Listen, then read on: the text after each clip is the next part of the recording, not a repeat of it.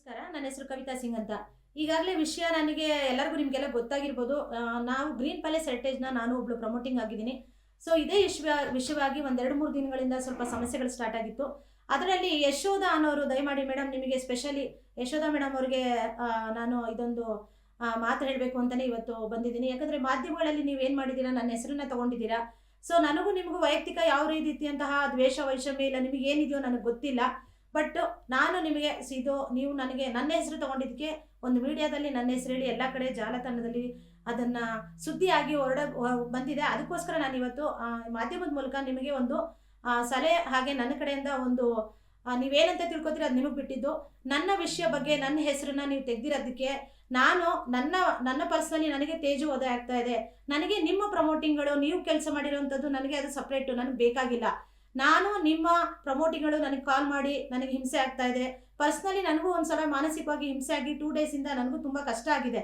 So ಇದನ್ನು ನಾನು ತುಂಬ ತಡಿತಾ ಇದ್ದೀನಿ. ನನ್ನ ಕೈಲಿ ಇನ್ನೂ ತಡೆಯೋಕ್ಕಾಗಲ್ಲ. ಯಾಕಂದರೆ ನಾನು ಸಿಂಗಲ್ ಇಂಡಿಪೆಂಡೆಂಟ್ ಲೇಡಿ, ನಾನು ಬದುಕೋದು ನನ್ನ ರೀತಿಯಾಗಿ ನಾನು ಮಾನ ಮರ್ಯಾದೆಗೆ ಬದುಕ್ತಾ ಇದ್ದೀನಿ. ನನ್ನ ಮಾನ ಮರ್ಯಾದೆಗೆ ನೀವು ಕೈ ಹಾಕಿದ್ದೀರಾ, ನನ್ನ ಮಾನ ಮರ್ಯಾದೆ ಹೋಗ್ತಾ ಇದೆ. ಇನ್ನು ನಾನು ಕಾನೂನು ರೀತಿಯಾಗಿ ಅದನ್ನು ಕ್ರಮ ತಗೊಳ್ಬೇಕು ಅಂತ ನಾನು ಹೆಜ್ಜೆಯನ್ನು ಇಟ್ಟಿದ್ದೀನಿ. ಅದಕ್ಕೆ ಕಾರಣಕರ್ತರು ನೀವೇ ಆಗಿರ್ತೀರಾ. ಯಾಕಂದರೆ ನೀವು ವಿಡಿಯೋ ಬಿಟ್ಟಿದ್ದಕ್ಕೆ ಇವತ್ತು ನಾನು ಬಂದಿಲ್ಲಿ ಕೂತ್ಕೊಂಡು ನಿಮ್ಮ ಬಗ್ಗೆ ಮಾತಾಡ್ತಾ ಇರೋದು. ನನಗೆ ಕಂಪ್ನಿ ವಿಷಯ ನನಗೆ ಬೇಕಾಗಿಲ್ಲ. ನಿಮ್ದಿದೆ ಸಮಸ್ಯೆ, ನೀವು ಪರಿಹಾರ ಮಾಡ್ಕೋಬೇಕು.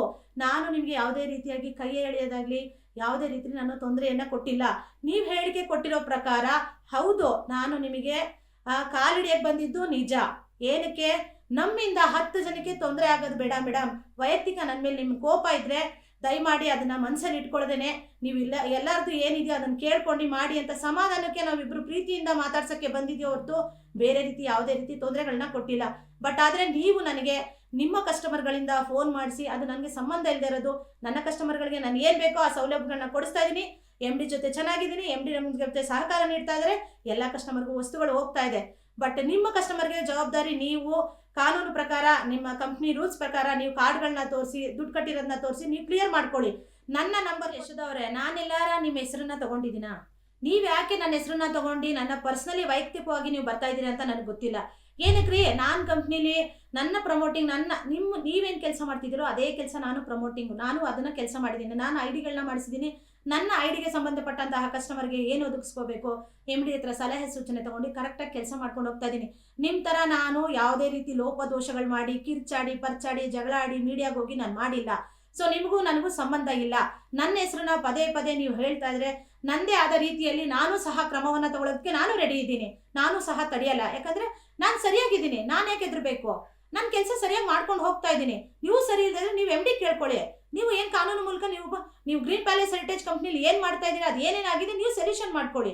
ನನ್ನ ಹೆಸರು ತೆಗೆದ್ರೆ ಮಾತ್ರ ನಾನು ಯಾವುದೇ ಕಾರಣಕ್ಕೆ ಪದೇ ಪದೇ ಇದೇ ಲಾಸ್ಟ್ ಆಗಬೇಕು. ಇದ್ರ ಮೂಲಕ ನಾನು ನನ್ನ ಮುಂದೆ ಸ್ಟೆಪ್ ಏನಿದೆ ಅದನ್ನು ನಾನು ತೊಗೊಳ್ತೀನಿ. ವೈಯಕ್ತಿಕವಾಗಿ ನಾನು ನನ್ನ ಕ್ರಮವನ್ನು ನಾನು ತಗೊಳ್ತೀನಿ. ಇದನ್ನು ಮುಂದುವರಿಸ್ತೀನಿ. ನಾನು ನೀವು ಹೇಗೆ ನನಗೆ ಮಾಡ್ತಾ ಇದ್ರೆ ತೇಜೋವಧೆ ನಾನು ಹಾಗೆ ಮಾಡ್ತೀನಿ. ಅದಕ್ಕೆ ನೀವೇ ಕಾರಣಕರ್ತರಾಗ್ತೀರಾ. ನನ್ನ ನಂಬರ್ ಕೊಟ್ಟು ನನಗೆ ಅವಾಗ ವಿತ್ ಯಾರ್ಯಾರ ಹತ್ರ ನೀವು ಫೋನ್ ಮಾಡಿಸ್ತಾ ಇದ್ದೀರಾ, ನನಗೆ 18 ಇಂದ 20 ಕಾಲ್ ಬಂದಿದೆ. ನನಗೂ ಅವರು ಮಾತಾಡಿದ್ದಾರೆ, ಅವೆಲ್ಲ ರೆಕಾರ್ಡ್ಸ್ ನನ್ನ ಹತ್ರ ಇದೆ. ನಾನು ಇದನ್ನು ಮುಂದುವರಿಸ್ತಾ ಇದ್ದೀನಿ. ಕಾನೂನು ಮೂಲಕ ನಾನು ಇದನ್ನು ಮುಂದುವರಿಸ್ತಾ ಇದ್ದೀನಿ. ನನಗೂ ಸಾಕಾಗಿದೆ. I am A single lady. ನಾನು 10 ಸರಿ ಹೇಳಿದ್ದೀನಿ. ಇದನ್ನ ಮಾತ್ರ ನಾನು ಯಾವುದೇ ಕಾರಣಕ್ಕೂ ಬಿಡಲ್ಲ. ಇದನ್ನ ಉಗ್ರ ರೂಪಕ್ಕೆ ನಾನು ತಗೊಂಡು ಹೋಗ್ತೀನಿ. ನನ್ನ ಮಾನ ಮರ್ಯಾದೆಗೆ ಕೈ ಹಾಕಿರೋರು ವೈಯಕ್ತಿಕವಾಗಿ ಬಂದಿರೋರಿಗೆ ಖಂಡಿಸ್ತೀನಿ ಅಷ್ಟೇ.